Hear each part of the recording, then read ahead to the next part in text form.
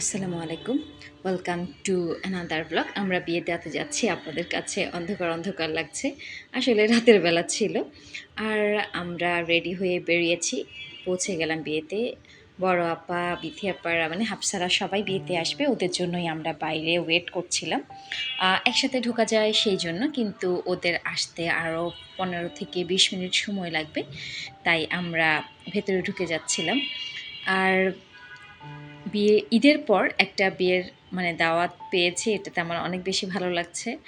আসলে কোনো প্রোগ্রামে গেলে আমার মানে সবচেয়ে বেশি ভালো লাগে সেখানকার সবার সাথে দেখা হওয়া বা একটা প্রোগ্রামে যাওয়া। খাওয়া দাওয়াটা আমার কাছে খুব গৌণ, বাট আমি খেতে পছন্দ করি, এনজয় করি। আর আজকে আমরা সবাই একটু ম্যাচিং ম্যাচিং পরার ট্রাই করেছি। গ্রিনটাকে বেস ধরেই আমরা আজকে রেডি হয়েছি। আর মানহাতার ঈদের ড্রেসটা পরেছে। তো সব মিলিয়ে আমি মানে পৌঁছে সুজি ভাবির সাথে দেখা করে আমরা বসেছি, বিথি আপাদের জন্য ওয়েট করছি এর মধ্যে।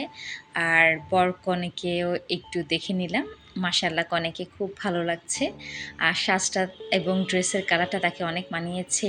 এরপর পাশেই দেখছি প্রজেক্টরের মাধ্যমে ওদের আগদের কিছু পিকচার, তারপর হচ্ছে ছোটোবেলার কিছু পিকচার শো করছিল। তো সেটা দেখে আমার অনেক বেশি ভালো লাগছে। কনের এবং বরের কিছু স্মৃতি আবার রিকল হচ্ছে। ছোটোবেলাটাকে সবাই দেখছে। আইডিয়াটা আমার কাছে বেশ ভালো লেগেছে। পরবর্তীতে আইডিয়াটা কোনো বিয়ের প্রোগ্রামে রাখা যায়। এরপর আপারা আসলো, আমরা খেতে বসলাম। ইদানিং আমি কোনো বিয়ে বাড়িতে গেলে ফার্স্টে কাবাবটা সালাদ দিয়ে খেয়ে ফেলি, কারণ এরপর দেখা যাচ্ছে রাইসের সাথে আমি কাবাবটা খুব একটা খেতে পারি না। আর কাবাবের সাথে আমার পেঁয়াজ দিয়ে এবং শসা দিয়ে খেতে বেশ ভালো লাগে। তো আমাদের খাওয়া দাওয়া পর্ব তো চলছে। আমরা সবাই একসাথে ভাইয়া, আপা, আচ্ছা সরি, আপা আমাদের সাথে বসেনি, বড় আপা, বিথি আপা সহ বাচ্চারা সহ আমরা সবাই এক টেবিলেই বসেছি। আর ঈদের পর যেহেতু আসলে রিচ ফুড খাওয়ার সবার খুব একটা রুচি নেই, এরপর চলে এলো কাচ্চি আর রোস্টও এসছিল, আমরা আগেই নিয়ে নিয়েছি।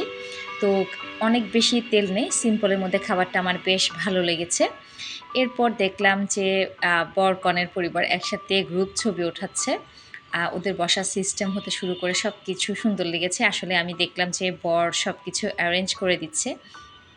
আর এই তো আসলে একটা বিয়ে মানে হচ্ছে যে একটা ফ্যামিলি রিলেশনশিপ। বিয়ে মানে হচ্ছে দুটো পরিবারের মধ্যে রিলেশনশিপ, যেগুলো মূল্য আসলে ছেলে কনে বা বর সবাইকেই বুঝতে হয়। এরপর মানহা এবং হাফসার সাথে আমি একটু ছবি তুলে দিলাম, একটু ভিডিও করে নিলাম। ওরা স্টেজে গিয়ে আর সুযোগ হয়নি ছবি তোলার জন্য। পরে ও যখন খেতে নামলো, সবার সাথে একটু কথা বলছে, তখন ওদের ছবিটা উঠিয়ে দিয়েছি। আর সুইটি ভাবিও উঠাচ্ছে ছবি। তো আমি সব কিছু একটু একটু করে নিচ্ছি। আর এর মধ্যে আমরা সবাই মিলে বসে একসাথে গল্প করছিলাম। ভালো লাগে আসলে সবাই কোথাও একসাথে গেলে একসাথে মানে বসে গল্প করার মজাটাই অন্যরকম। এরপর মানহা এবং হাফসা পান খেতে চলে গেল। আমি যখন বললাম স্টেজে আছে, আমি দেখেছিলাম, তখন ওরা স্টেজের দিকেই গেল। তো আমার মানহা ইদানিং না, ও পান খেতে অনেক বেশি পছন্দ করে। সুযোগ পেলেই টুক করে পান খেয়ে ফেলে। বাট আমি পান খেতে একদমই পছন্দ করি না।